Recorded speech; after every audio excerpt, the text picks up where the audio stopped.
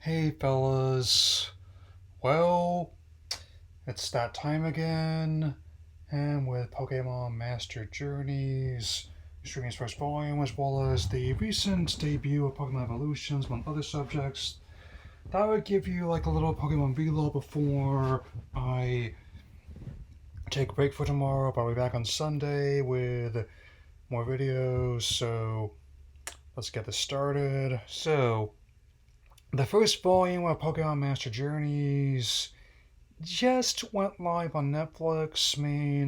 Next today. Hey, I finally also managed to quickly binge like the latter bit of the first season, and now that they've ordered at least 42 episodes, episodes, episodes of which will bring the total count that have been hosted on the platform to around 90. He by my count. That includes the count up to right now, including one that just aired in Japan. And it, I just finished, I think, the fourth episode. How you're gonna keep them off the farm? Have others queued up, ready to go. Since gonna be, I like it per usual. If you keep the same release pattern, it was gonna be during the summer before. I'm not sure what happened, but I guess most moments, I'm not sure if it has related to Delta, but they definitely I think the next one will be around Christmas time, and I definitely could see myself enjoying this. Yes. On that note, the first episode of PokémonEvolutions, the champion, and just one on YouTube yesterday, which centers around Leon, also features his brother Hop, the good boy, cameos from Beatty, Marnie, the Pokeball guy, as well as a couple Pikachu who are dressed like Vic and Gloria. I mean, and still, as an OVA series, I don't know about being like a full-on sequel to Generations or even Twilight Reigns, but I definitely see it as like a spiritual successor. Like as an OVA series, it has potential, and I think it's always some locations to look at it as just being separate from the main series because again, that's pretty much that's a given. But as its own entity and an adaptation of the series, and I think the OVA format definitely allows for a lot of flexibility and just to do like a little piece of their world. And it's going to be eight mini episodes, one for each generation in the series so far.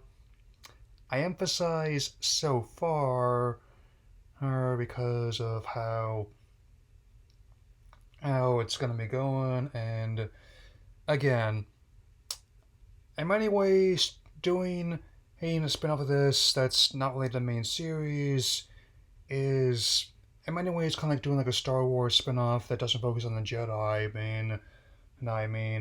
It's often a risk in itself, but when it works, it really works. I'll definitely talk about this in another part, but I mean, you have like both versions of Clone Wars, Rebels, Resistance, and the Bad Batch now focusing on camaraderie of the heroes. So we have Rogue One playing more like a war movie than a space opera. Uh, Solo having elements of a heist film and a space western, and now also you had the Mandalorian leaning pretty hard into the latter aspect.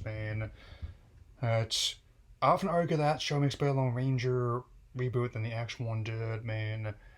And also, oh, looking forward to other potential ones that got in the pike, like the Book of Boba Fett coming on Christmas time, as well as the Obi-Wan spin-off they're finally working on, and even like the Cass and Andor series, but getting ahead of myself. Another Pokétoons short just dropped, which all these ones done in different styles. Like you have ones. I definitely talked about some of the other ones. Like there was like that one that kind of minded like older, like Disney or Fleischer Brothers stuff, like with Scraggy and Mimikyu. You had some of these ones don't even have dialogue, where just like a little boy playing a poke flute and summoning Magikarp. I just kind of like it. It's like a little picture book. Like I mean, one where this little girl is going to see her grandparents in this working cottage in the mountains, and they also have like the Adventures of Bomi, a little bit where, well, in many ways that also ends right where the original games begin, which is kind of neat, I'd say. Hey, and now this one where they're trying to investigate their school being haunted and they become ghost Pokemon. That's actually pretty neat. I skimmed it into it, and I definitely want to watch more of it. And I also note there's actually subtitles in English for the Japanese audio, which is actually kind of neat. I mean, apparently, I'm not sure what's going on. I don't feel as strongly about how the sub dub debate, given how sometimes being held by rights issues, but if they released uncut sub versions of the main series, like they did with the movie on Netflix last year, I would support it most likely. Given how close to every other one I've watched, many others I have not even heard of have those kind of versions.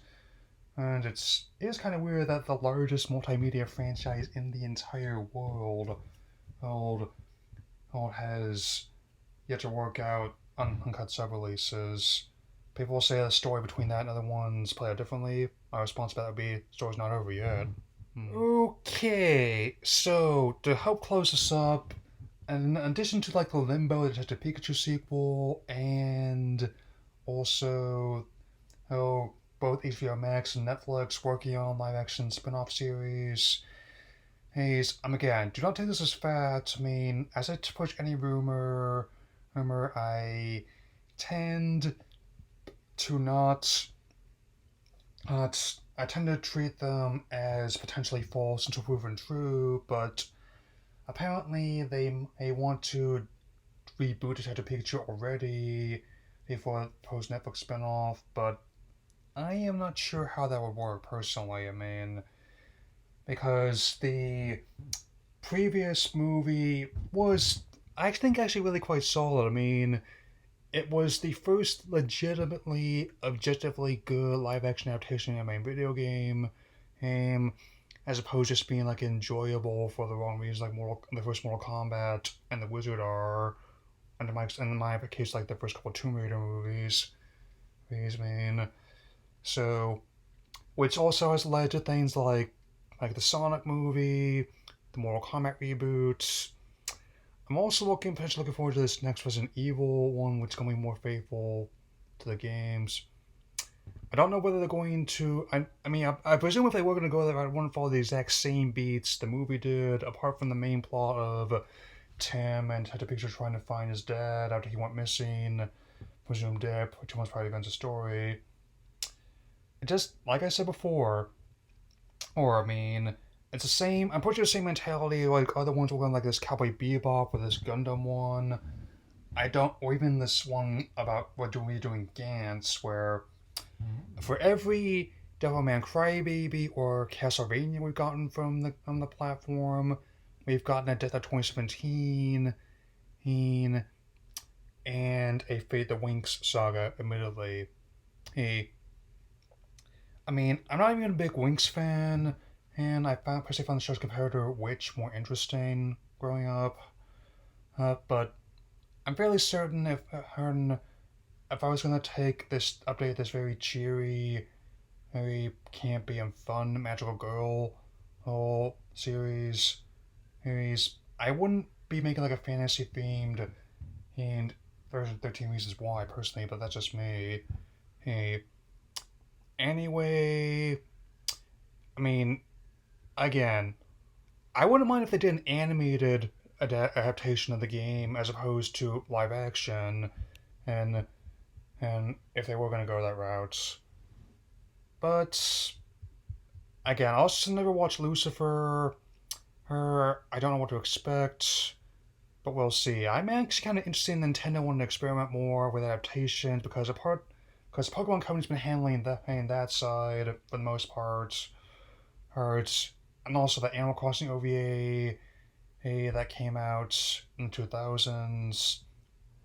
And I mean, I wouldn't. Eventually, there apparently was going to be a Zelda movie or series before the rights fell through. Who, but I wouldn't mind them taking the crack at it. I mean, but anyway, that's all I've saved now. I managed to get my Toy Story 2 script finished, so you should see that and Monster Corporate books very soon. I'll probably be back on Sunday at maybe for a reaction and thoughts on the Music Resurrections reveal. So later.